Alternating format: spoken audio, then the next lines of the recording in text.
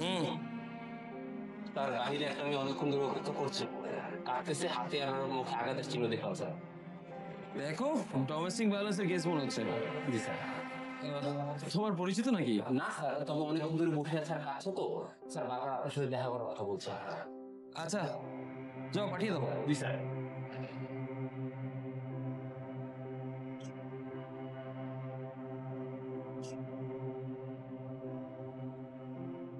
বসুন।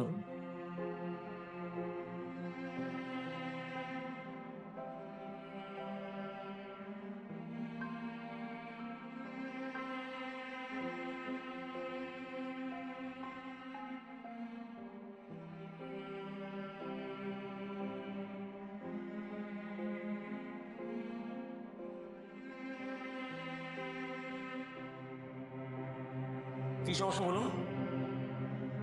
আপনার হাতে মুখে এই ক্ষতের দাগ কিসের?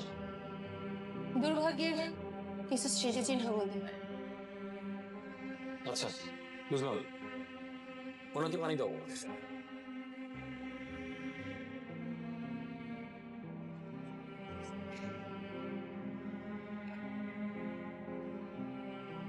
পানি খান।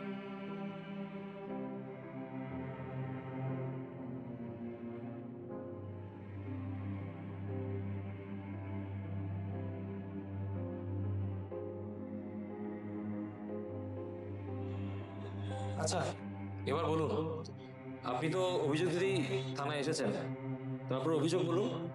একটা একটা লাশ। লাশ? কার লাশ? কোথায় লাশ? একটু খোলাসা করে বলুন তো। কার লাশ তা জানি না।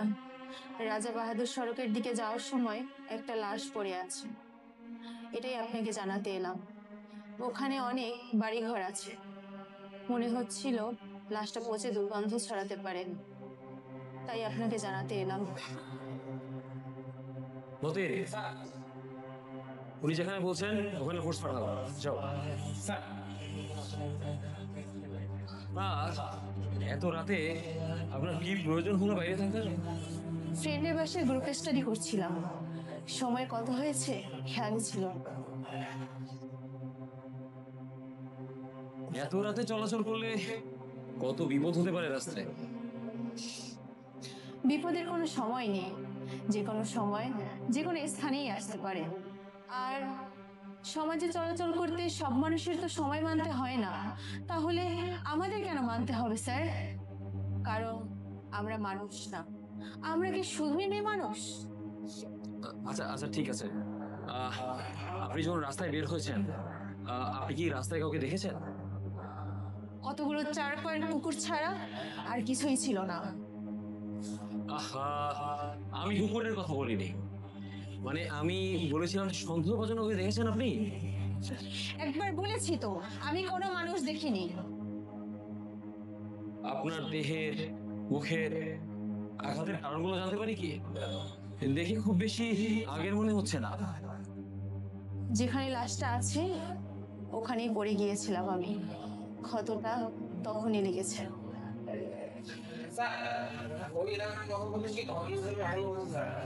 আচ্ছা ঠিক আছে, যাও তুমি।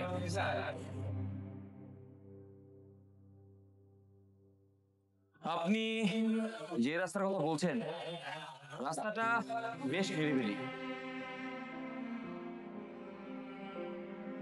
এত রাতে ওইদিকে গেলেন কেন? শান্ত বা নিরিবিলি জায়গায় একটা মেয়ে হাঁটতে পারবে না, চলতে পারবে না, এটা কি সাংবিধানিক কোনো ব্যাপার, নাকি আমাদের সমাজে তথাকথিত একটা চলন রীতি? আমি আসলে ওটা মেন করিনি, তবে ওই জায়গাগুলো নেশাখোর বখাটেদের চারণভূমি, তাই বলা আর কি। আচ্ছা, আপনার তো বেশ লেগেছে, আপনার তো ফার্স্ট এড নেওয়া উচিত।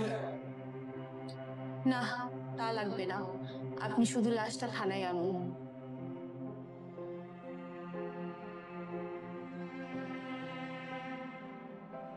হ্যালো, বলো।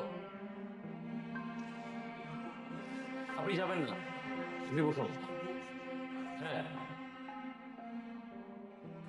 তোমরা কি সেই স্পটের আশেপাশে আছো?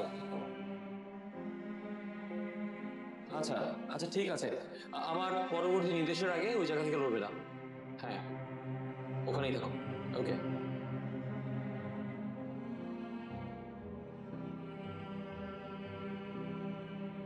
আপনি যেই রাস্তার কথা বলেছেন সেখানে কোনো লাশ পাওয়া যায়নি। আপনি ঠিক দেখেছেন তো? তাকে দেখার ভুল আমার হবে না। একটা check print shirt, blue jeans, লাশটা ওখানেই আছে। অমন একটা নিরিবিলি রাস্তায় লাশ দেখলেন, আবার থানায় এসে সেটা জানাচ্ছেন। জানেন, আমার অন্ধকার সবসময় ভালো লাগতো। খোলা আকাশের নিচে চাঁদ দেখতে দেখতে হাঁটার খুব ইচ্ছে ছিল। আমার এসব ইচ্ছে শুনে মা খুব বকা দিত, বলতো মেয়েদের এমন উদ্ভট ইচ্ছে থাকতে নেই, বিয়ে হোক জামাই সব সব পূরণ করবে। তাই সব সময় ব্যাগে একটা ছুরি রাখতাম। মা এসে বলতো, একটা মুরগি কাটতে পারিস না, তুই ছুরি নিয়ে কি করবি? লাশটা ওখানেই আছে, রক্তাক্ত লাশ। লাশের গায়ে শার্টটা নেই। এই অন্ধকারে আপনি এত ভালোভাবে দেখলেন কি করে? খুব ইচ্ছে ছিল একজন ক্রাইম রিপোর্টার হব। বাবাকে বেতনের টাকা দিয়ে একটা চশমা কিনে দেব।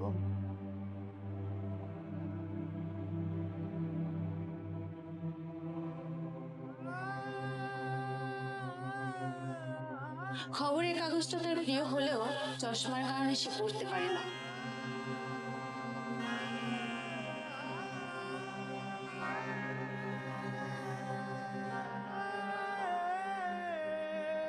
আর মাকে নিয়ে বিশ্বে ঘোরার খুব ইচ্ছে ছিল বেতনের প্রথম টাকা দিয়ে, তার হলো না।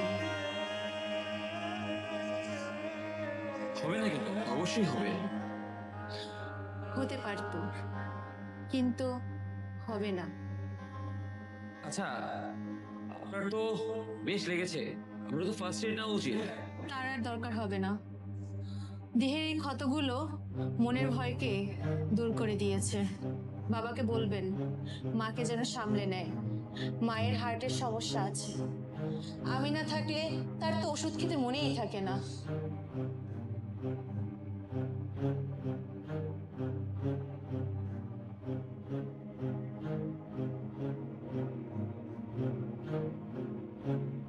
হ্যালো। হ্যাঁ, হ্যালো স্যার, স্যার একটা ছেলের লাশ পাওয়া গেছে স্যার। মার্ডার ওয়েপন লাশের পাশেই আছে স্যার। ওই ঘরে ব্যবহার করা একটা ছুরি স্যার। আর আর কি?